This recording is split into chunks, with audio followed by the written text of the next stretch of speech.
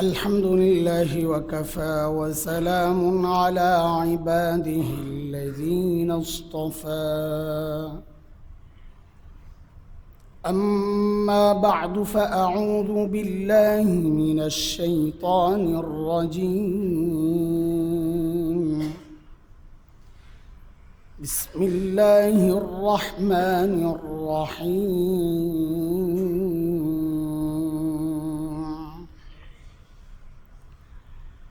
من عمل صالحا من ذكر أو أنثى وهو مؤمن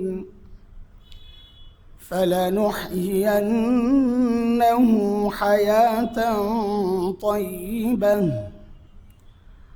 ولنجزينهم أجرهم بأحسن ما كانوا يعملون.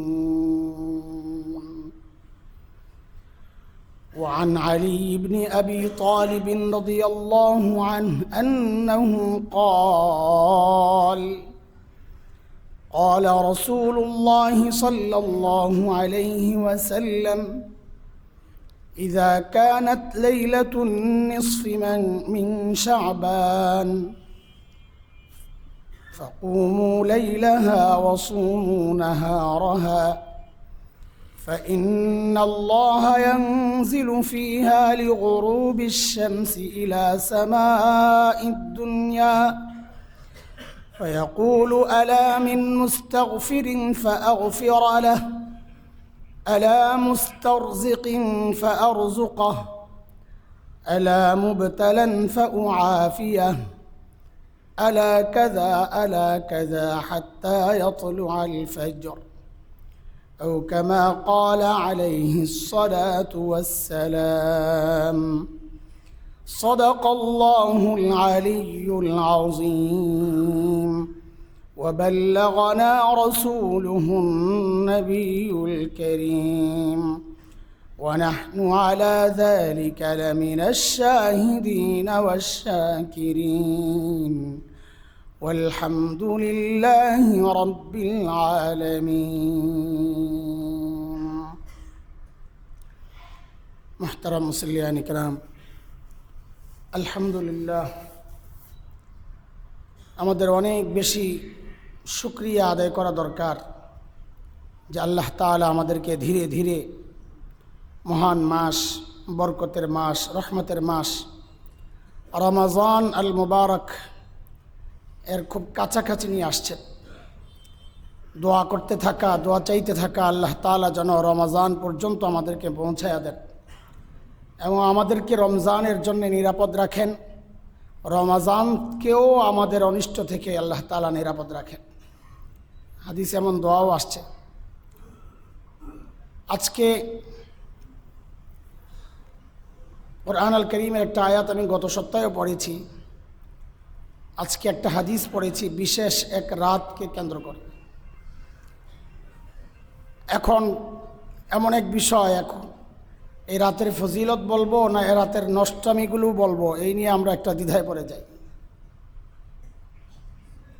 আমাদের অবস্থান সবসময় এক, সেটা হচ্ছে নেকির প্রতি মানুষকে যতটা না উৎসাহিত করি তার চেয়ে বেশি উৎসাহিত করি গুনাহ থেকে বাঁচার জন্য।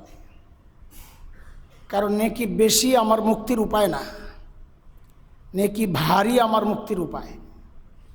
কুরআন আল কারীমের মধ্যে আল্লাহ বলেছেন, ফাআম্মা মান সাকুলাত মাওয়াজিনুহু, যার নেকির পাল্লা ভারী হয় সে জান্নাতি, বেশি না।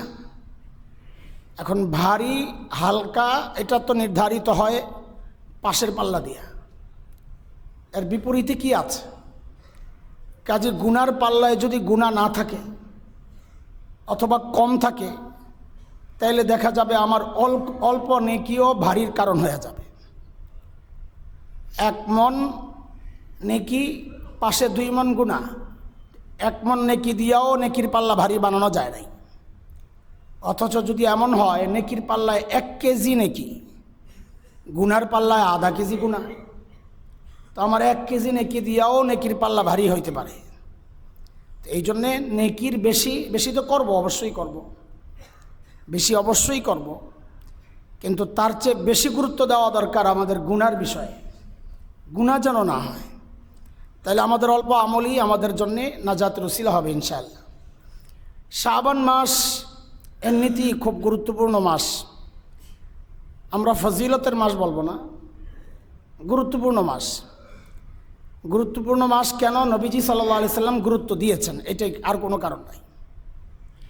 এটা গুরুত্বপূর্ণ মাস কেন? নবীজি গুরুত্ব দিয়েছেন। গত জুমায় আমরা বলেছি, তার আগেও বলেছি যে নবীজি সাল্লাল্লাহু আলাইহি ওয়াসাল্লাম এই মাসে প্রায় পুরা মাস রোজা রাখতেন। কেন? নবীজি নিজেই বলেছেন, ফাইন্না যালিকা ফিহি ইয়াগফুলুন নাসু আনহু, যে মানুষ এই মাসে গাফেল থাকে। কারণ দুই পাশে দুইটা গুরুত্বপূর্ণ মাস, একদিকে রজব আল মুআজ্জম, আরেকদিকে রমাজান। রজব মাসও 4 সম্মানিত মাসের একটা, আবার রমজান মাস তো সবচেয়ে শ্রেষ্ঠ মাস, এটা জানা কথা। তো নবীজি বলেন এই গুরুত্বপূর্ণ 2 মাসের মাঝখানে শাবান মাস পড়ার কারণে এটা অনেক সময় অবহেলার শিকার হয়। এরকম হয়, আমরাও দেখি। সামনে কোনো গুরুত্বপূর্ণ সময় আসতেছে তো বলি একটু রেস্ট নিয়ে আনি, করব। ওই সময় দেখা যায় অনেক জরুরি কাজও ছুটে যায়। রমজানে লম্বা আমলের একটা ধারা চলতে থাকে। এটা ঈদের দিন যায় এতটা গাফেল হয়ে যায়, বিশেষ করে চাঁদরাতে। মানুষ, আমার কাছে মনে হয় এর চেয়ে বেশি অবহেলা আর কোনো রাত নিয়ে করে কিনা সন্দেহ আছে, চাঁদরাত নিয়ে। বিশেষ করে যারা ব্যবসায়ী, কাপড়ের ব্যবসায়ী, জুতার ব্যবসায়ী, ঈদের আইটেমের ব্যবসায়ী যারা, তাদের জন্য এই রাতটা এতটা অবহেলার শিকার হয়। এর একটা বড় কারণ হচ্ছে তারা তো ব্যবসার কারণে করে, অন্যরা করে ওই জন্য লম্বা টাইম ইবাদত করছে, এই এখন একটু ঢিলেঢালা ভাব, একটা ঢিলেঢালা ভাব আসে। তো নবীজি ওই জন্যই বলেছেন আমি শাবান মাসে বেশি বেশি রোজা রাখি। কেন? যে এই মাসে 2 পাশে 2 গুরুত্বপূর্ণ মাস হওয়ার কারণে এই মাসটা মানুষের কাছে অবহেলিত হিসাবে আসে। আমি এটাকে অবহেলা করতে চাই না, এটা একটা বড় কারণ। আর একটা কারণ যে এই মাসে মানুষের আমল আল্লাহর কাছে ওঠানো হয়, বাৎসরিক আমল, বাৎসরিক হিসাব। তো নবী বলেছেন ফাইন্নি ফাউহিব্বু আন ইউরফা আমালি ওয়া আনা সাইম, আমি চাই আমার আমলটা এই অবস্থায় আল্লাহর কাছে পেশ করা হোক যে আমি রোজাদার। এই ব্যাখ্যা আমরা গত জুমায় দিয়েছি। শাবান মাস এমনিতেই গুরুত্বপূর্ণ, কেন তাও বললাম। কিন্তু আমাদের একটা বদ অভ্যাস হচ্ছে, যেই বিষয়গুলো গুরুত্বপূর্ণ সহিহ হাদিস দ্বারা প্রমাণিত, আমরা তার চেয়ে বেশি গুরুত্ব দেই যেগুলো হয় হাদিস দ্বারা প্রমাণিত না, অথবা দুর্বল হাদিস দ্বারা প্রমাণিত। এটা আমাদের অভ্যাস। এরই একটা রাত হচ্ছে লাইলাতুন নিসফি মিন শাবান, যাকে আমরা বলি শবে বরাত। এই যে এখানে যারা আছেন, কষ্ট নিয়েন না, এটা আমাদেরই অক্ষমতা, আপনাদেরকে বুঝাইতে পারি নাই। আমি যদি এখন জিজ্ঞেস করি শবে বরাত মানে কি, আমার ধারণা, এটা আমার ধারণা ভুল হোক, কিন্তু এই সমাজ বাস্তবতা তার অস্বীকার করা যায় না। আমি জিজ্ঞেস করলে অনেকেই জবাব দিবেন শবে বরাত মানে হচ্ছে ভাগ্য রজনী। অনেকেই বলবে বরাত বরাত বরাত, এটা বরাত না, এটা বারাআহ। বরাত আমরা বাংলায় যেটা বলি ভাগ্য, ওই বরাত না, এটা বারাআহ, মুক্তি, মুক্তি, মাফ করা। একটা হাদিস আসছে এই রাতে আল্লাহ বিপুল সংখ্যায় ইমানদারকে মাফ করে দেন। তো ওইটার থেকে অনেকে বলে ফেলেন বরাত, সবে বরাত। বাংলায় সবাই বরাত লেখে, পত্রিকাগুলোও দেখি বরাত লেখে, সবে বরাত। আমাদের কাছে এই শব্দ, এখন কেউ বারা বললে জিজ্ঞেস করবে এটা আবার কোন রাত। যদি আপনি বলেন শুদ্ধ করে সবে বারা, তো বলবে এটা আবার কোন রাত। বরং আপনি ভুল করতেছেন, এটাই সম্ভাবনা আছে, বলবে আপনাকে আপনি ভুল করতেছেন, এটা শব্দ এটা না। তো এতটা ভুল প্রচারিত হয়ে গেছে, আর এই ভুল শব্দ উচ্চারিত, এটা প্রচারিত বেশি হওয়ার কারণে অর্থটাও বিকৃত হয়ে গেছে। এখন আমরা মনে করি শব বরাত মানে ভাগ্য রজনী, এই রাতে আমার ভাগ্য নির্ধারণ হবে, আগামী বছর কি খাবো না খাবো সব। তো লাইলাতুল কদরের কাজটা কি? লাইলাতুল কদরের কাজটা কি? হ্যাঁ, আমার ভাগ্য যদি এই রাতে লিপিবদ্ধ হয় তো লাইলাতুল কদরের কি কাজ? আল্লাহ ওই রাতে কি করেন? ভাগ্যটারে পাশ করেন। কেউ কেউ এরকম ব্যাখ্যা দিয়েছেন যেটা একটা লাইলাতুল বারাতে আমাদের সকলের ভাগ্য, এটা একটা খসড়া তৈরি হয়, আর লাইলাতুল কদরে যায়া এটা পাশ হয়। এটা একটা বুঝ দেওয়া, এটার কোনো শক্তিশালী দলিল আমাদের হাতে নাই। যাই হোক, তো এই রাতকে কেন্দ্র করে আমাদের করণীয় কি, বর্জনীয় কি, এটা একটু জানা দরকার আমাদের। করব কি, ছাড়ব কি, করব না কি? করব না কি এটার জন্য তো কোনো দলিল নাই, করার জন্য দলিল লাগবে। কাজে যা যা করি এগুলা ছাড়বো, বলে কেন ছাড়বো? বলে কেন করব? ছাড়ার জন্য দলিল লাগে না, করার জন্য দলিল লাগে। আপনি কেন ছাড়বেন? তো আমি তো পাল্টা জিজ্ঞেস করব কেন করবেন, আগে ওটা বলেন, এরপরে কেন ছাড়বেন আমি বলবো। তো আপনি কেন করবেন যখন বলবেন তখনই আমার দলিল চলে আসবে কেন ছাড়বেন। আমি আপনাকে বলবো হালুয়া রুটির পেছনে যায়েন না, ছাড়েন। তা আপনি আমাকে বলবেন এটা যে ছাড়বো দলিল দেন। তা আমি বলবো করার দলিল দেন আগে। তা আপনি বলেন করার তো দলিল নাই, তা আমি বলবো এই জন্যই ছাড়বেন। হিসাব সোজা না বলেন, এ কোনো জটিল বিষয়? এটা বিষয়টা কি? এই রাতকে কেন্দ্র করে যে হাদিসগুলো আসছে, প্রায় 10 জন সাহাবী থেকে বর্ণিত হাদিস। হযরত আলী কাররামাল্লাহু ওয়াজহার হাদিসটা আমি পড়েছি। আম্মা জান আয়েশা রাদিয়াল্লাহু আনহার হাদিস আছে, নবীজি জান্নাতুল বাকিতে কান্নাকাটি করছেন। হযরতে আবু সাঈদ খুদরি রাদিয়াল্লাহু আনহুর হাদিস আছে। হযরত আব্দুল্লাহ ইবনে আমর রাদিয়াল্লাহু আনহু থেকে হাদিস আসছে। তো অনেক সাহাবী থেকে হাদিসগুলো আসছে, কিন্তু আমাদের বলতে দ্বিধা নেই এই রাতকে কেন্দ্র করে যতগুলো হাদিস, কোনো হাদিস ওই রকম শক্তিশালী না, দাইফ বলেছেন। এটা মুহাদ্দিসদের পরিভাষা। আমাদের আরেকটা সমস্যা হচ্ছে আমরা দাইফ আর জাল হাদিস, মওদু যাকে বলে, দাইফ এবং মওদু হাদিসকে একাকার করে ফেলি। এটা এই সমাজের একটা নষ্ট প্রবণতা। বলে ফেলি কথার কথা, জাল জয়ীফ, উচ্চারণও ঠিক মতো করতে পারে না। পত্রিকা শুনছে আইসা মেরা দেয় জাল জয়ীফ। জাল জয়ীফ এক জিনিস না। জাল তো জাল, এটা বানানো, এটা হাদিসই না। দাইফ মানে দুর্বল। নবীজির কথা আবার দুর্বল কি করে হয়? নবীজির কথা সবই তো শক্তিশালী। এটা মুহাদ্দিসদের পরিভাষা। হাদিসটা আমি আপনি নবীজি সাল্লাল্লাহু আলাইহি সাল্লামের কাছ থেকে সরাসরি শুনি নাই, অনেকগুলো মাধ্যম হয়ে আমরা এই হাদিস শুনেছি। আমার কাছে হাদিস আসছে বেশিরভাগ 30 মাধ্যমে। আমি হাদিস পাইছি 30 মাধ্যমে। কোথাও 29 আছে, কোথাও 31 আছে, কোথাও 32 আছে।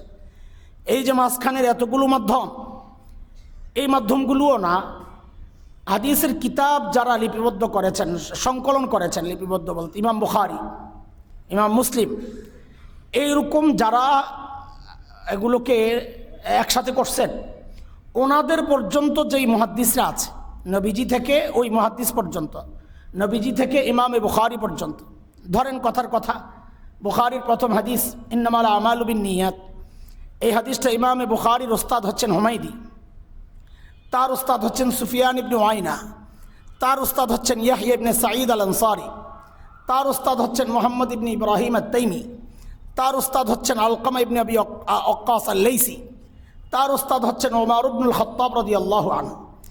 এই যে তার উস্তাদ নবীজি সাল্লাল্লাহু আলাইহি সাল্লাম, নবীজির কাছ থেকে হযরত ওমর শুইনা এই হাদিসটা বলেছেন। এই যে নবীজির থেকে হযরত ওমর, হযরত আলকামা, হযরত মুহাম্মদ ইবনে ইব্রাহিম আত-তাইমি, এই যে ধারাটা ইমাম বুখারী পর্যন্ত, এই মাঝখানের এটাকে আমরা বলি সনদ। হ্যাঁ, ইমাম বুখারী থেকে আমার পর্যন্ত যেটা আসছে এটাও সনদ। এই সনদ নিয়ে কারো কোনো কথা নাই, কারণ ওই পর্যন্ত জিনিস নিশ্চিত হয়ে গেছে, কিতাবে সংকলিত হয়ে গেছে, এটা নিশ্চিত হয়ে গেছে।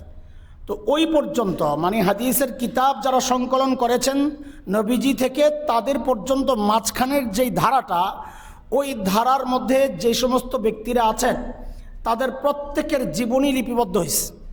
এই বিষয়ে অনেক কিতাব আসছে, আমাদের মাদ্রাসাগুলোতে এগুলো চর্চা হয়, অনেক কিতাব আছে এই বিষয়ে। তো এই ধারাগুলোর মধ্যে মুহাদ্দিসরা শর্ত লাগাইছেন, কি কি শর্তের উপর তার থেকে হাদিস গ্রহণ করা যাবে। এই শর্তগুলোর মধ্যে সবচাইতে কঠিন শর্ত হচ্ছে ইমামে বুখারী। এ আল্লাহর বান্দা এত কঠিন করছেন, যার কারণে বহু সহিহ হাদিস তিনি বাদ দিয়েছেন, কারণ ওনার শর্তের মধ্যে পড়ে নাই। একজন মুহাদ্দিস তার কি কি গুণ থাকতে হবে, উনি এতটা কঠোর ছিলেন। ইমামে মুসলিমও কঠোর ছিলেন, কিন্তু কিছু বিষয়ে ইমামে মুসলিমের সাথে ইমাম বুখারীর একটু মতপার্থক্য আছে। তো যাই হোক, এই যে মাঝখানের যে ধারাটা, 5 জন হোক 4 জন হোক, কারো কারো 3 জন আছে, ইমাম মালিকের 3 জন আছেন অনেক, ইমাম বুখারীরও 3 জন কয়েকজন আছেন মাঝখানে। এই যে মাঝখানের যারা আছেন তাদের মধ্যে সবাই যদি ওই শর্তের মধ্যে পড়ে, তাইলে ওই হাদিসগুলোকে সহিহ হিসাবে ধরা হয়। কেউ একজনের মধ্যে, কোনো একজনের মধ্যে যদি কোনো শর্ত না পাওয়া যায়, দুর্বল হওয়ার কিছু শর্ত আছে, এগুলো যদি পাওয়া যায়, ধরেন কথার কথা যে কোনো মুহাদ্দিসের ব্যাপারে অপবাদ আসছে, তাইলে তার হাদিস নেন নাই ওনারা। কোনো মুহাদ্দিস খেলাফে শরা অথবা খেলাফে সুন্নাহ কাজ করেছেন, হাদিস নেন নাই। কোনো মুহাদ্দিস অনুত্তম কাজ করেছেন, রাস্তায় দাঁড়ায় দাঁড়ায় খাইছেন, এটাও একটা আছে, রাস্তায় দাঁড়ায় দাঁড়ায় খাইছেন। বলে যেই লোক নিজের আমলের ব্যাপারে সতর্ক না, নবীজির হাদিস বর্ণনার ক্ষেত্রেও সে অসতর্ক হবে, এটা হতে পারে। তখন মুহাদ্দিসরা তাদের হাদিসগুলো নেওয়ার ক্ষেত্রে একটু সতর্ক করেছেন যে এই হাদিস দুর্বল। কেন দুর্বল? যে বর্ণনাকারীদের মধ্যে ওই যে একজন আছেন তার একটু সমস্যা আছে।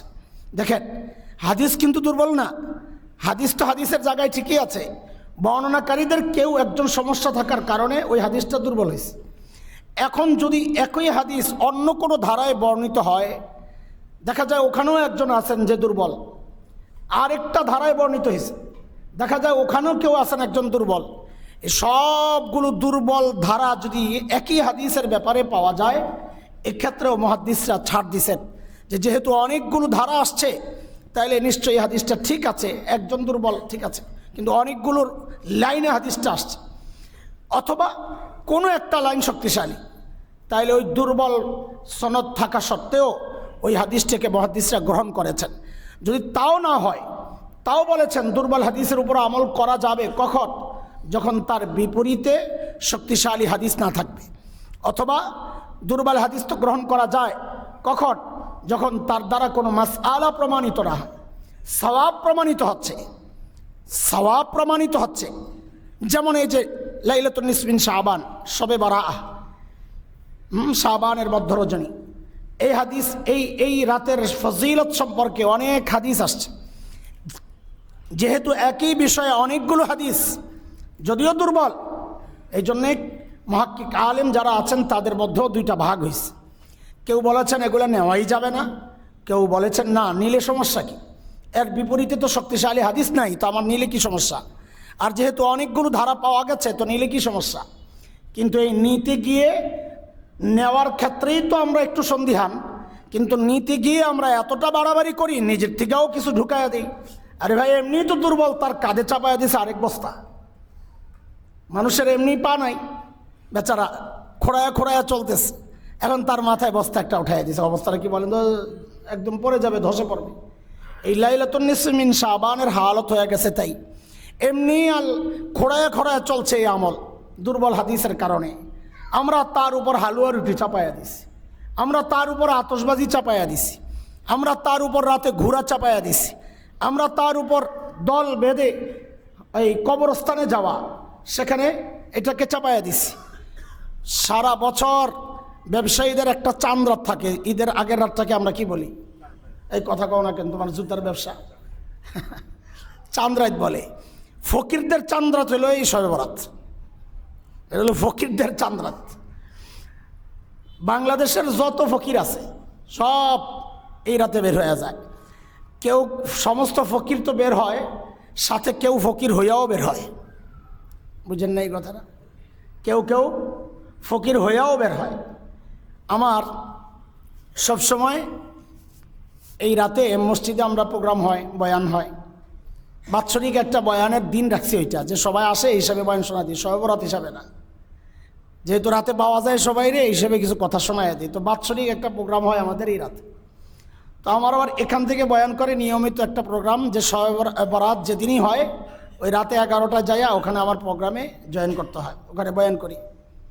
তো আসার যাওয়ার সময় বাইতুল মুকাররম মাঝখানে পড়ে। কি যে কষ্ট হয় আমাকে পাড়ি দেওয়া আর একদিকে আসা। সুবহান আল্লাহ।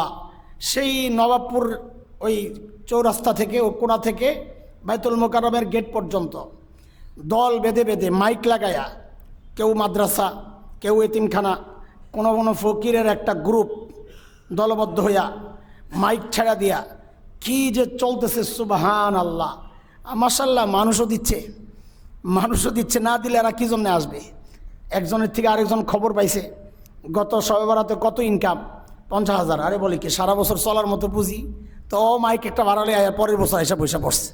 এভাবে বাড়তে বাড়তে না জানি আমাদের মসজিদ পর্যন্ত আইসা পড়ে কিনা আল্লাহ জানে, কারণ বাড়তেই তো আছে। আর আজিমপুর গেলে আর ঢোকার কোনো রাস্তা নাই। ভাই একটু শুনেন তো, নবীজির সুন্নাহগুলো, যেই সুন্নাহ যেই অবস্থায় আছে তাকে ওই অবস্থায় রাখা, তাকে হালকাভাবেও না নেওয়া, আবার তাকে এতটা গুরুত্ব না দেওয়া যতটা গুরুত্ব নবীজিদের নাই। কবরস্থানে যাওয়া এই রাতে নবীজির সারা জিন্দিগির মধ্যে সমস্ত সাহাবীদের মধ্যে একজন আম্মাজান আয়েশা রাদিয়াল্লাহু আনহা, তিনি হাদিস বর্ণনা করেছেন এক রাতের গল্প। তো নবীজির সারা জিন্দিগির রাতগুলো গেল কই? নবীজির জীবনের লাইলাতুন নিসফ মিন শাবান, 14 শাবান দিবাগত রাত, বা আরও সহজে আপনাদের যেটা পরিচিত এটাই যদি বলি, শবে বারাআ নবীজির জীবনী কি একটাই গেছিল? বলেন, শবে বারাআ নবীজির জীবনী কি একটাই গেছিল? তো যদি একটাই না যায়, নবুয়তের বয়স কত নবীজির? 23 বছর, তাহলে কমপক্ষে 23টা গেছে। বলেন, নবীজির জীবনে নবুয়তের বয়সও যদি ধরি, অন্যগুলা বাদ দিলাম, নবুয়তের বয়সেও তো 23টা শবে বরাত যাওয়ার কথা, কিন্তু আর 22টা শবে বরাত সম্পর্কে কোনো বর্ণনা নাই যে নবীজি কবরস্থানে গেছেন। কোনো সাহাবীর বর্ণনাও নাই। এমনও তো হইতে পারে এক সাহাবী জেনেছেন আর এক সাহাবী জানতেন না নবীজি গেছেন, তো কেউ না কেউ জানতেন, কই কোথায় রাওয়ায়াত কোথায়? তার মানে সারা জীবনে নবীজি একবার গেছেন। এই জন্য আমাদের হযরত মুফতি শফি রহমতুল্লাহ আলাইহি বলেন যে কেউ যদি জীবনে একবার এই রাতে কবরস্থানে যায় তো তার সুন্নাহ আদা হয়ে যাবে, আর বেশি যাওয়া উচিত না। একে তো হাদিসটা দুর্বল, আম্মাজান আয়েশার বর্ণনা এটা। রাতে উঠে দেখেন যে নবীজি পাশে নাই, তো আম্মাজান খুঁজতেছিলেন কই গেল, খুঁজতে যায়া দেখেন জান্নাতুল বাকিতে কাঁদতেছে। তো আম্মাজানকে দেখে নবীজি জিজ্ঞেস করছেন, আয়েশা তুমি কি মনে করেছো আল্লাহ রসুল তোমার সাথে খেয়ানত করতেছে? তো আম্মাজান বলেছেন, ইয়া রাসূলুল্লাহ, না, আমি মনে করছি অন্য কোনো বিবির কাছে গেলেন কিনা। তখন নবীজি কিছু কথা বলেছেন। তো এই যে কবরস্থানে যাওয়ার একটা হাদিস, এটাকে আমরা কতটা গুরুত্ব দিচ্ছি বলেন তো? আচ্ছা, নাইলে এটা দিলাম, কিন্তু এলাকার মসজিদ ছাইরা আরেক মসজিদে যাওয়া, এটা কোন হাদিসে আসছে আমাকে বলে?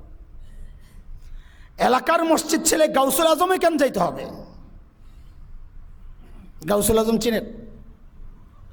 মহাখালী। বাইতুল মুকাররম কেন যাইতে হবে?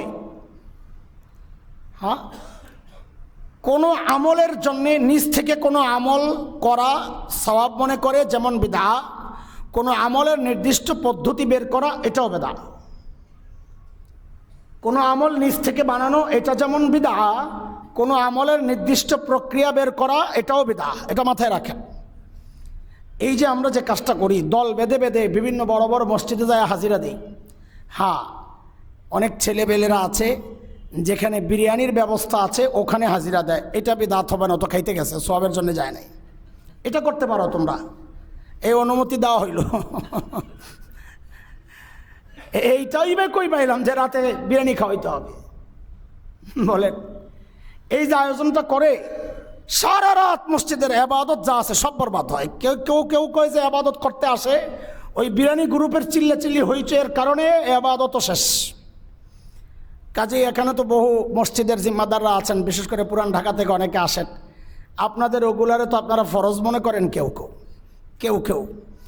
এই যে পুরান ঢাকায় গেলে এগুলো খুব উৎসব দেখা যায়, মাশাআল্লাহ। এখনও ওনারা এই ঐতিহ্য ধরে রাখছেন খুব জোরে সোরে। এই রুটি মুটি যা আছে সারা দেশে যা দেখবেন না, পুরান ঢাকায় যায় দেখবেন। চকবাজার প্রস্তুতি শুরু হয়ে গেছে, বিভিন্ন কনফেকশনারিরা শুরু করছে। কি বানায় শবে বরাতের বরকত কি খাওয়ায় আপনার? একটা কুমিরের বাচ্চা। দেখি, এটা শবে বরাতের বরকত, কুমিরের বাচ্চা। ভাই কুমিরের সাথে শবে বরাতের কি সম্পর্ক? সম্পর্ক একটা আছে, সম্পর্ক নাই যে তা না। সেটা দুর্বল হাদিসের মাধ্যমেই হোক আর যাই হোক, সম্পর্ক একটা আছে। সেটা কি? হযরত আব্দুল্লাহ ইবনে আমর তার থেকে বর্ণনা আছে, এই রাতে আল্লাহ তাআলা ইয়াত্তালিউল্লাহু ইলা খালকিহি, আল্লাহ তাআলা তার বান্দার দিকে বিশেষ মনোনিবেশ করেন। ফায়াগফিরু লিজামিউল খালক, সবাইরে মাফ করে দেন, কিন্তু ইল্লা লিল মুশরিক, যে শিরক করে তারে মাফ করেন না, যে বিদ্বেষ পোষণ করে তাকে মাফ করেন না। অন্য রিওয়ায়েতে আসছে আকুল ওয়ালিদাইন, মা বাবার নাফরমানকে আল্লাহ মাফ করেন না। অন্য রিওয়ায়েতে আসছে মুদমিনুল খামার, যারা শরাব পান করে তাদেরকে আল্লাহ মাফ করেন না। অন্য রিওয়ায়েতে আসছে মুজবিলুল ইজার, যাদের টাকনুর নিচে কাপড় থাকে তাদেরকে আল্লাহ মাফ করেন না। ভাই এরা কখনোই মাফ পায় না যদি তওবা না করে। এই যে গুনাহগুলা বললাম, এই গুনাহগুলা তওবা ছাড়া কখনোই মাফ পাবে না। এটা শুধু লাইলাতুল বারাত না, কখনোই মাফ পাবে না, তওবা করতে হবে। আমাদের বহু গুনাহ আছে আল্লাহ এমনি মাফ করে দেন, বহু গুনাহ আছে যেগুলো নেক আমলের দ্বারা আল্লাহ মিটাইয়া দেন, ইন্নাল হাসানাত ইউযহিবনাস সাইয়্যাত। কিন্তু এই জাতীয় গুনাহ যেগুলো মানুষ নিয়মিত করে, কোরআনে আসছে আহাতাত বিহি খাতিআতুহু, যে গুনাহ মানুষকে ঘিরে নেয়। অন্য আয়াত আসছে ওয়ালাম ইউসিররু আলা মা ফাআলু, তওবা কবুল হওয়ার জন্য শর্ত হইল ওই কাজটা নিয়মিত না করা। সে নিয়মিত করে আর করার পর তওবা করে, এটার নাম তওবা না। তওবার জন্য শর্ত হইল অতীতের কাজের জন্য অনুতপ্ত হওয়া, বর্তমানে কাজ না করা, ভবিষ্যতে না করার দৃঢ় অঙ্গীকার করা। কাজও চালায়া যাবে, তওবাও করবে, এটার নাম তওবা না। তো যাই হোক, শয়তান জানে যে এই রাতে যদি বিষয়টা এটাই হয় যে ঠিক আছে শিরিক যে করে তাকে আল্লাহ মাফ করবেন না, তো শয়তান বলে তুই শিরিক করবি না, কুমিরের পূজা করবি না, মূর্তির পূজা করবি না, করিস না, আমি তোর মূর্তি খাওয়াই দেবো যা করে আল্লাহ। তো শয়তান মূর্তি খাওয়াই দেয়, আল্লাহর রহমত নাজিল হয়, হাদিসের কথা। এখন একটা আতশবাজি ফুটাই আল্লাহর রহমত তাড়াইতে হবে, যেমন নমরুদ করছিল, তীর মারছে, আল্লাহরে তাড়াই দিবে, আল্লাহরে মেরে ফেলবে। তো এখন তো ওই সিস্টেম চলতেছে। না হয় লাইলাতুল বারাতের সাথে আতশবাজির কি সম্পর্ক আমাকে বলেন? লাইলাতুল বারাতের সাথে আতশবাজির কি সম্পর্ক? কেন আতশবাজি হবে? সম্পর্কটা কি? সম্পর্ক যারা কেউ ইবাদতে মগ্ন তাদের ইবাদতে ডিস্টার্ব করা, এই এক সম্পর্ক আছে। অথবা রহমতের ফেরেশতারা আসেন, তারা মনে করে তাদের এই দুর্বল পটকা দিয়ে ফেরেশতা তাড়াইয়া দিবে। না হয় আর কি সম্পর্ক থাকতে পারে বলেন? আপনারা কেন করেন বলেন? যদি কোনো দলিল, কোনো কারণ না পান তো মানুষের ইবাদতে ডিস্টার্ব করে। আচ্ছা ইবাদত বাদ দিলাম, মানুষ তো ঘুমাইতেছে, এই ঘুম ডিস্টার্ব করে এই সমস্ত পটকাবাজি করবেন আর এটা লাইলাতুল বারাতের আমল হিসাবে চালাইয়া দিবেন। ভাই এটার মতো নোংরামি আর কি হইতে পারে? শরীয়ত যখন আমি বাজেভাবে মানুষের কাছে উপস্থাপন করব। আরে আমরা মাঝে মধ্যে আমাদের বাচ্চাদেরকে দেখি বাবরি রাখে, বাবরি ভালো, নবীজি রাখছেন, তিনভাবে রাখছেন। কখনো কানের লতি পর্যন্ত আসছে, কখনো ঘাড়ের মাঝামাঝি আসছে, কখনো কাঁধ পর্যন্ত আসছে। এগুলো হলো কাটার উপর নির্ভর। যখন কাটছেন একদম তখন কানের লতি পর্যন্ত গেছে, আবার একটু বড় হয়েছে, কেউ দেখছেন কাঁধ পর্যন্ত, আবার একদম শেষ পর্যন্ত গেছে, কেউ দেখছেন কাঁধ পর্যন্ত। তো অনেক বাচ্চাদেরকে দেখি এলোমেলো, খালি এমন করে, কি রাখছ? বাবরি রাখছি। এটার নাম বাবরি না, এটার নাম মাস্তানি। এটার নাম কি? সুন্নত এত ফালতু জিনিস না যে তোমারে দেখলে মাস্তান মাস্তান লাগবে। সুন্নত এটা একটা আভিজাত্যের ব্যাপার, এটা সৌন্দর্যের ব্যাপার। দেখলেই তোমার প্রতি শ্রদ্ধায় মাথা নুইয়ে আসবে যে লোকটাকে কত সুন্দর দেখা যাচ্ছে। তোমার মতো এইরকম বাবরি নবীজি রাখেন নাই, মাস্তানের বাবরি। নবীজি বাবরি রাখছেন যে পরিপাটি করে রাখছেন, তেল দিছেন, ওখানে কাপড় দিয়ে রাখতেন, বেঁধেও রাখতেন কখনো কখনো। তুমি কি করতেছ? তোমার বাবরির এই অবস্থা কেন? মুখের উপরে এসে পড়ে থাকে। আমি বলি ভাই সুন্নতকে নিয়ে উপহাস করো না। হযরত মুফতি শফি রহমতুল্লাহ আলাইহির ঘটনা আপনাদেরকে শোনাইছি। সফরে গেছেন আলেমদেরকে সাথে নিয়ে, তো এক হোটেলে খাইতে বসবেন, এক আল্লাহর বান্দার টেবিল টুবিল সরাইতেছেন, চেয়ার সরাইতেছেন। হযরত মুফতি শফি রহমতুল্লাহ আলাইহি জিজ্ঞেস করছেন কি করতেছ? বলে এখানে দস্তরখান বিছাবো। কেন? ফুলেরে বৈশা খাবো, সুন্নত। ফুলেরে বৈশা খাবো, এটা সুন্নত। হযরত মুফতি শফি রহমতুল্লাহ আলাইহি, হযরত মুফতি তাকি ওসমানী দামাত বারাকাতুহুল আলিয়া ঘটনাটা এনেছেন। তো হযরত মুফতি শফি রহমতুল্লাহ আলাইহি বাধা দিছেন। কেন? যে ভাই তুমি তো সুন্নত আদায় করতে যাবা, ঠিক আছে, কিন্তু আরেকজন এই সুন্নতকে নিয়ে কটাক্ষ করবে যে মৌলবীদের মাথায় কিচ্ছু নাই, অভদ্র, আল্লাহর নবীর সুন্নতটা উপহাসের কারণ হবে। আমি আর তুমি একটা সুন্নত আদায় করতে যায়া আরেকজন মানুষের ইমান যেন খায়া না ফেলি, ওই মানুষটার ইমানও চলে যেতে পারে এই সুন্নত নিয়ে তাচ্ছিল্য করার কারণে। আমরা মাঝে মধ্যে বলি, অনেকে রাগ করেন, কষ্ট পান, টয়লেটেও দেখা যায় মাঝে মধ্যে আপনি ইস্তিনজা করার পর সর্বোচ্চ চেষ্টা করে আপনার পেশাব ঝরাইতে হবে, এটাই কথা, ঝরাইতে হবে। তার মানে এটা না প্রকাশ্যে মানুষের সামনে আপনি বিশেষ ভঙ্গিমায় হাঁটবেন, কাশ দিবেন, এটা একটা অসুন্দর জিনিস। আপনি এটাকে সুন্নত বলতে পারেন না। সুন্নত এত অসুন্দর হইতে পারে না, সুন্নত উপহাসের কারণ হইতে পারে না, সুন্নত মানুষের ধিক্কারের কারণ হইতে পারে না, হাসির খোরাক হইতে পারে না। সুন্নাহ আপনি সুন্নাহ আদায় করছেন না, বরং আপনি সুন্নতের ক্ষতি করতেছেন। আপনি সুন্নতকে মানুষের কাছে ঠাট্টার বস্তু বানায়া আপনি নিজে হয়তো ভাবতেছেন কিছু একটা করতেছেন, কিন্তু আরেকটা মানুষ তো ইমান হারাইতেছে। সুন্নতকে নিয়ে উপহাস করলে ইমান চলে যাবে। এমন সুন্নত আদায় করবো না যা আরেকজনের ইমানের জন্য ক্ষতির কারণ হয়।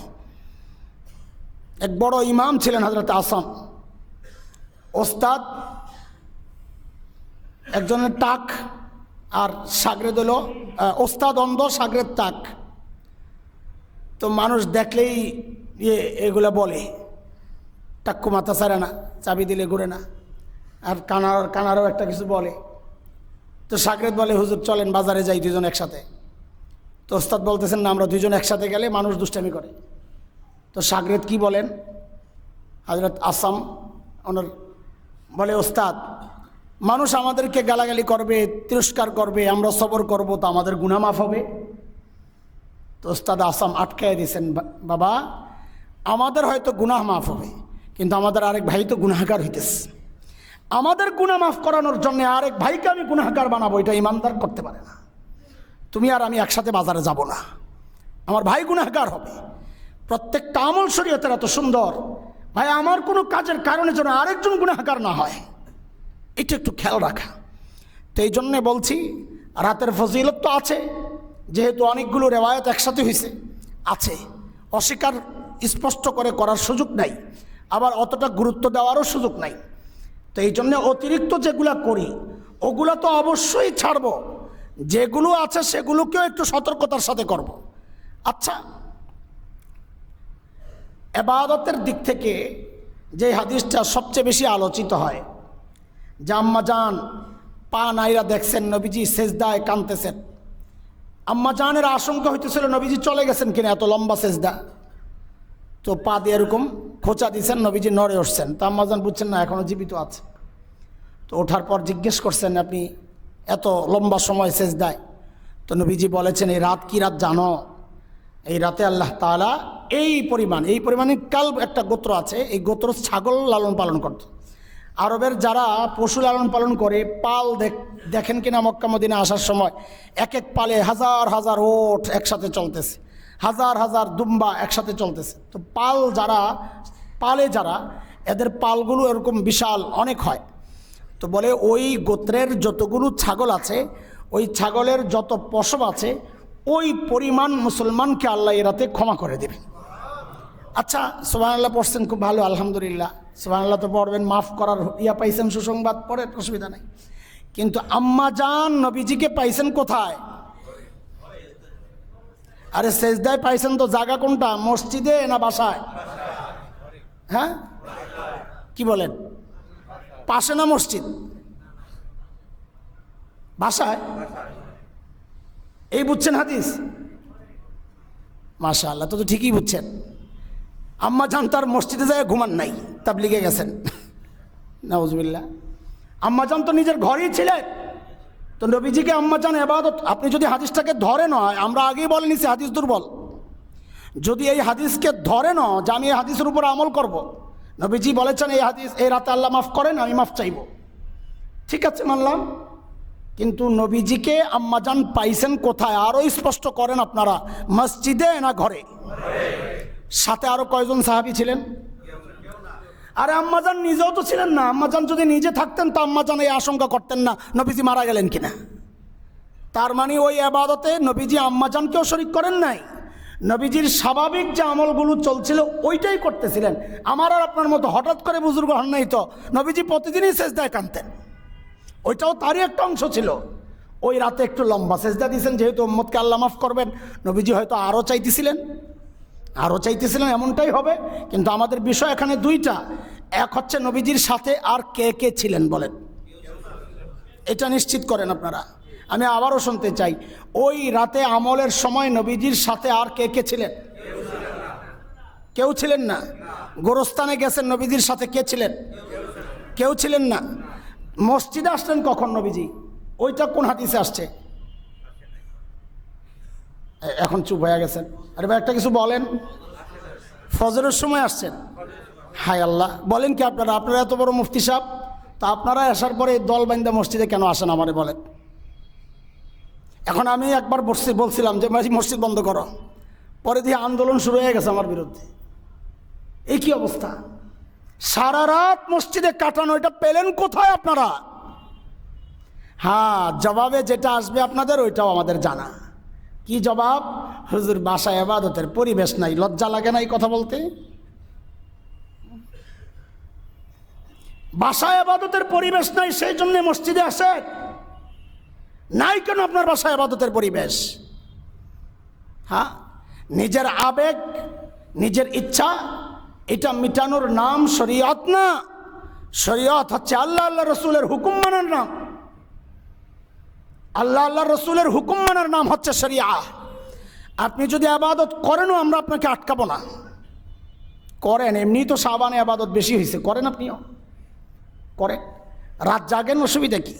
দুর্বল হাদিস যেহেতু আসছে, হযরতে আলী কাররামাল্লাহু ওয়াজহা থেকে বর্ণনা, এই রাতে সূর্য ডুবার সাথে সাথে আল্লাহ দুনিয়ার আসমানের দিকে মনোনিবেশ করেন বা নেমে আসেন, যেটাই হোক আল্লাহর শানে যেটা উপযুক্ত ওইটাই অর্থ। এরপর আল্লাহ তাআলা সকাল হওয়া পর্যন্ত ডাকতে থাকেন, তিনটা ডাক। আলামিন মুস্তাগফিরিন লি ফাগফির আলাহ। কেউ কি আছো যে আমার কাছে ক্ষমা চাইবা? তো ক্ষমা চাও, আমি আজকে ক্ষমা করে দিব। আলামিন মুস্তারজিকিন ফারজুকাহ। কেউ কি আছো যে আমার কাছে রিজিক চাইবা? আমি তাকে রিজিক দিব। আলা মুবতালান ফাউআফিয়াহ। কেউ কি আছো বিপদগ্রস্ত, বিপদ থেকে বাঁচতে চাও? আমার কাছে চাও, আমি তোমাকে বিপদ থেকে বাঁচাইয়া দেব। আলা কাজা আলা কাজা, কার কি লাগবে টাকবে এই বারবার জিজ্ঞেস করতেছেন। দেখেন, এই হাদিসটা প্রতি রাতের সুবহে সাদিকের আগ পর্যন্ত, শেষ রাত তাহাজ্জুদের ওয়াক্ত যেটাকে আমরা বলি, এই প্রতি রাতেই তাহাজ্জুদের ওয়াক্তে এসে আল্লাহ ডাক দেন। এটা শুধু লাইলাতুন নিসফের জন্য খাস না। হ্যাঁ, লাইলাতুন নিসফের জন্য মানে শবে বরাতের জন্যে যে হাদিসটা আসছে সেটা হলো সূর্য ডুবার পর থেকে, মানে সময়টা একটু লম্বা, কিন্তু এই সুযোগটা প্রতি রাতেই আসে। কয়দিন উঠছেন এই হাদিসের উপর আমল কইরা? বরং প্রতি রাতেরটা সহিহ হাদিস, প্রতি রাতের ডাকটা সহিহ হাদিস। সহিহ হাদিসের উপর আমল করতে গিয়ে আপনি কয়দিন তাহাজ্জুদের ওয়াক্ত উঠে আল্লাহর কাছে রিজিক চাইছেন? কয়দিন তাহাজ্জুদের ওয়াক্ত উঠে আল্লাহর কাছে ক্ষমা চাইছেন? শবে বরাতের জন্য এত ব্যস্ত হয়ে গেলেন, দুর্বল হাদিসের উপর আমল করার জন্য এত ব্যস্ত হয়ে গেলেন। সারা বছর সহিহ হাদিসের উপর আমল করার সুযোগ আপনার ছিল, সেই সুযোগ কয়দিন আপনি গ্রহণ করছেন? আপনি তো আসলেই সুযোগ সন্ধানী, ফাঁকিবাজ। আমরা সুযোগ সন্ধানী না, সুযোগ সন্ধানী তো সবসময় সুযোগ খুঁজবে। আমরা হইলাম ফাঁকিবাজ। হ্যাঁ, অল্পতে কাম সারতে চাই। সারা দিন এক ওয়াক্ত ফরজ নামাজ পড়ে নাই। বহু বাচ্চা এসে আমাদেরকে জিজ্ঞেস করে, হুজুর সুব্রাইতের নামাজের নিয়তটা কি? কি নামাজ? হাসেন আজিজ ভাই, দুঃখে কথাগুলো বলি, ভালো করে তো উচ্চারণও করতে পারে না। আমাদের এই পুরান ঢাকার ছেলেপেলেরা আসে যারা দিকে কাজ টাজ করে, আইসা কি জিগাইব, হুজুর সুব্রাইতের নামাজের নিয়তটা কি? এক আল্লাহর বান্দারে দেখছি ওই কোনায় দাঁড়াইয়া, গত বছর বা এর আগের বছর মনে নাই, একটু দাড়ি আছে, মানে দিন চর্চা করে বোঝা যায়। তার সাথে হয়তো কাজ করে ফ্যাক্টরিতে, কারখানায়।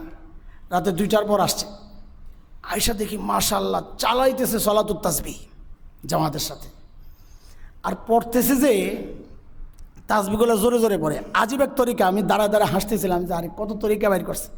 আর ওই পিছনে যেগুলো পড়তেছে এরা তো পারে না, ইমামে আবু হানিফা বানাই দিছে। এইরকম একটা ভক্তি সহ তার সাথে দেখি উঠে বসে, মানে কি যে করতেছে। আর সুবহানাল্লাহ যে পড়তেছে না, অনেকগুলো সুবহানাল্লাহ পড়তে হয় সালাত তাসবিহতে, মাশাআল্লাহ। এক টানে যে পড়তেছে, ওই সিন শেষ হওয়ার আগে শেষের আয়সা পড়ে, মানে এমনভাবে পড়তেছে। কি পড়ে আল্লাহ জানে, সলনা কি জিনিস, মানে সংক্ষেপ করার কোনো ব্যবস্থা আছে নাকি? সিন ড্যাশ হা সলনা, আপনারা ড্যাশ দিয়ে লেখেন না, শব্দ একটা লেখা ড্যাশ ড্যাশ শেষের অক্ষর। এখন সুবহানাল্লাহ ওই ড্যাশ ড্যাশ হয়ে গেছে। লা হাওলা ওয়ালা কুওয়াতা ইল্লা ভাই, জামাতের সাথে কোনো নফল আমল নবীজি যেগুলো করেন নাই ফরজ আমল ছাড়া একটাও জামাত করা চলবে না। ফরজ নামাজ ছাড়া নবীজি জামাতের সাথে কি পড়ছেন? তারাবি পড়ছেন, কিয়ামুল লাইল পড়ছেন, মাঝে মধ্যে পড়ছেন, বিতির নামাজ পড়ছেন, রমজানে তাও ওই যে বৃষ্টির জন্য নামাজ পড়ছেন, বৃষ্টির নামাজ পড়ছেন একসাথে জামাতের সাথে, জানাজার নামাজ পড়ছেন। এই যে নামাজগুলো যেগুলো নবীজি নিজে জামাতের সাথে পড়ছেন, এইরকম নামাজ ছাড়া আর কোনো নামাজ জামাতের সাথে পড়া জায়েজ নাই। দিন আপনাকে বানানোর দায়িত্ব দিছে, আরে সলাতুত তাসবিহ এই নামাজ আছে কিনা এটা নিয়ে যেখানে গন্ডগোল, সেখানে আপনি আরেকটু আগে বাইরে কি করতেছেন, ওটা জামাতের সাথে পড়তেছেন, আপনার আটকাবে কি? নামাজটা আছে কিনা এটা নিয়েই তো সমাধানে পৌঁছতে পারলাম না স্পষ্ট, এখন আরেকটা গন্ডগোল লাগাই দিছি না, ভিতরে ভিতরে এখন কি জানি লাগতেছে, আল্লাহ জানে কি বলে হুজুর, সলাতুত তাসবিহ নিয়েও গন্ডগোল আছে। হ্যাঁ, এই সিদ্ধান্তই তো এখনো স্পষ্ট করে পড়তে পারলাম না, বুঝতে পারলাম না। সেখানে আপনারা পড়েন তো পড়েন, আবার জামাতের সাথে এমন ইমামের পেছনে যার নিজের তেলাওয়াত শুদ্ধ না। কারণ কি, আপনারে বোঝানো হয়েছে হুজুররা অনেক আমল আমাদের থেকে গোপন রাখে, হ্যাঁ গো সুবিধা মতো আমলগুলাই আমগরে শোনায়। এই জিনিস না শোনাইলে বেদাত করানো যায় না। যত ভণ্ডপীর আছে তার মুরিদদেরকে কি শোনায়, হুজুররা অনেক কিছু গোপন করে, যা হযরত আলীর মাধ্যমে আমাদের কাছে আসছে, যা নবীজি আলীকে গোপনে কইছে। হযরত আলীকে সামনে নিয়ে আসলে মানুষ দুর্বল হয়ে যায়, একটা দুর্বলতা আছে আহলে বাইতের প্রতি, আছে, থাকবে, এটা স্বাভাবিক। এখন কি করে, নিজের ভণ্ডামিগুলো চালায় দেওয়ার জন্যে হযরত আলীকে সামনে নিয়ে আস, অমুক বাবা এটা করছেন, অমুক বুজুর্গ এটা করছেন, বুজুর্গদেরকে তাই না নিয়ে আস। আমরা সমস্ত আল্লাহওয়ালা নেককার বুজুর্গদের প্রতি সর্বোচ্চ শ্রদ্ধা আমাদের আছে, কিন্তু ওই বুজুর্গ ওই আমল করেছেন কি করেন নাই তার কোনো নিশ্চিত দলিল নাই। আর যদি তিনি করেনও, তার কাছে যদি দলিল না থাকে, এটা তার ব্যক্তিগত আমল হইতে পারে, কারো ব্যক্তিগত আমল শরীয়তের দলিল হইতে পারে না। শরীয়তের এত দলিল থাকতে আপনি একজন বুজুর্গের ব্যক্তিগত আমলকে আপনি কেন দলিল বানাবেন? শরীয়তের দলিল, আমার শরীয়ত কি এতটা অবস্থা নিরীহ অবস্থায় আছে যে আমার কোনো আমলের জন্য দলিল বাদ দিয়া গেছে আমার শরীয়ত? এই সেই দলিল এখন আপনার কাঁধে দায়িত্ব পড়ছে, আপনি ওই দলিল বানাইলেন, ওই শরীয়ত বানাইলেন, আপনি নিজেকে নবী দাবি করতেছেন। এক একটা বিদআত করা মানে নিজেকে নবী দাবি করা, এক একটা বিদআত করা মানে আল্লাহ আল্লাহ রসুলকে অভিযুক্ত করা যে এই আমলটা এই রাতে করা দরকার ছিল, আপনি কেন বললেন না? আপনি বলেন নাই, আপনি দায়িত্ব অবহেলা করছেন, আমি করতেছি। আপনি বুঝেন কিছু? ভাই ইবাদত করেন, আমরা আপনাকে মানা করব না, কিন্তু আল্লাহর রাস্তে এমন কিছু করেন না যে ইবাদতটা উল্টা আপনার জন্য লানত হয়ে যায়, বিদআত হয়ে যায়, গুনার কারণ হয়।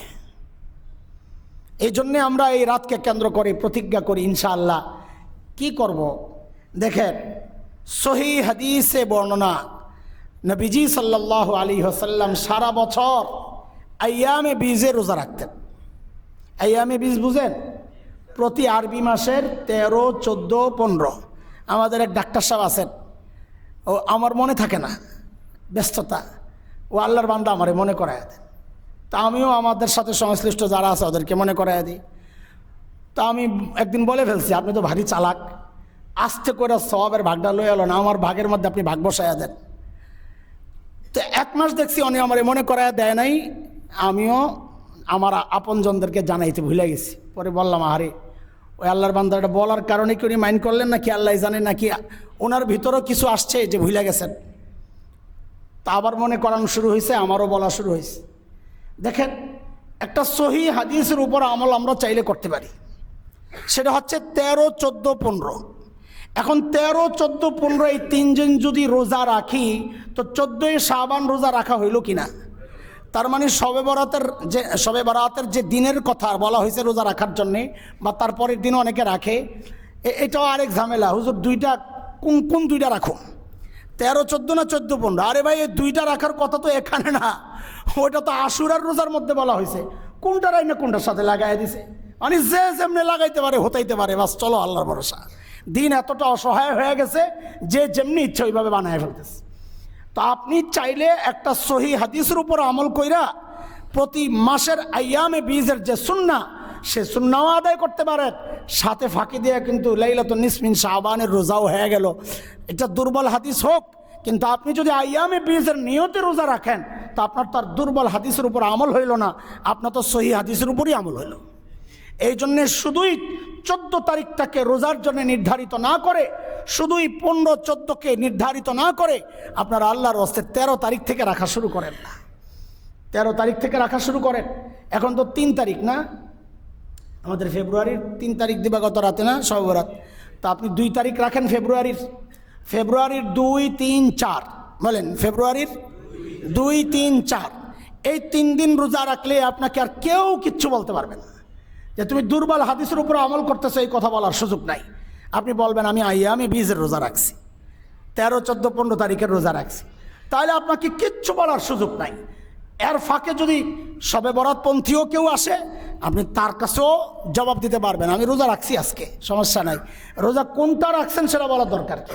আইয়ামে বীজের রোজার মধ্যে ফাঁকে ওইটাও ঢুকে যায়। তো আমরা সহি হাদিসের উপর আমল করার নিয়তে রোজা রাখব ইনশাআল্লাহ। হ্যাঁ, আর যদি লাইলাতুন নিসফ মিন শাবানে কোনো ইবাদত করতে হয়, কোথায় করব? কোথায়? বাসায়।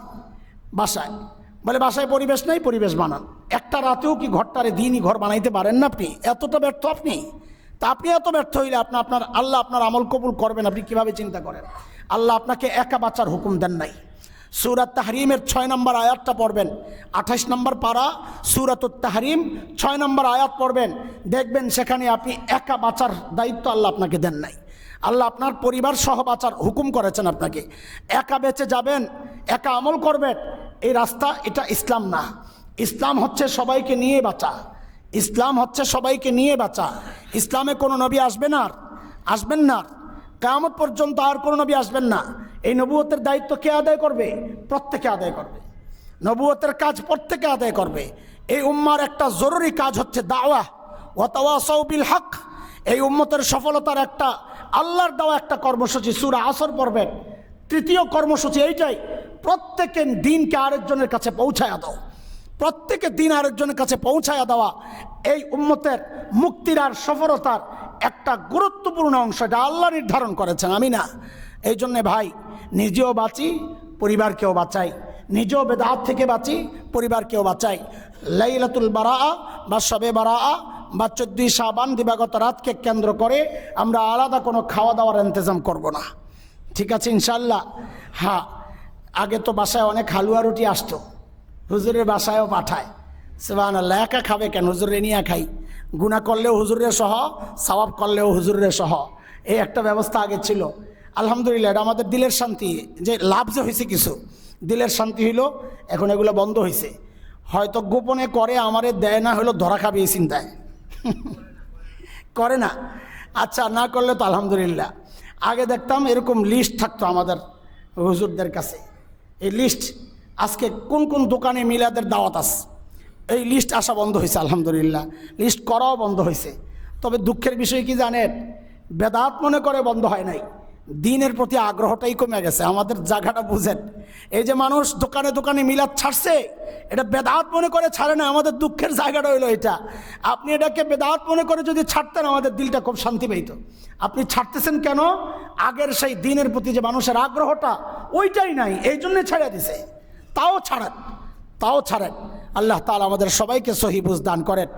আল্লাহ তাআলা এই শাবান মাসের প্রকৃত যে কাজ, সেগুলো রোজা রাখা, প্রতিদিন রোজা রাখা, নবীজি রাখছেন প্রতিদিন রোজা রাখা, পারবো, চেষ্টা করব ওইটা করতে। আল্লাহ তাআলা রমজান পর্যন্ত আমাদেরকে সুস্থ রাখেন।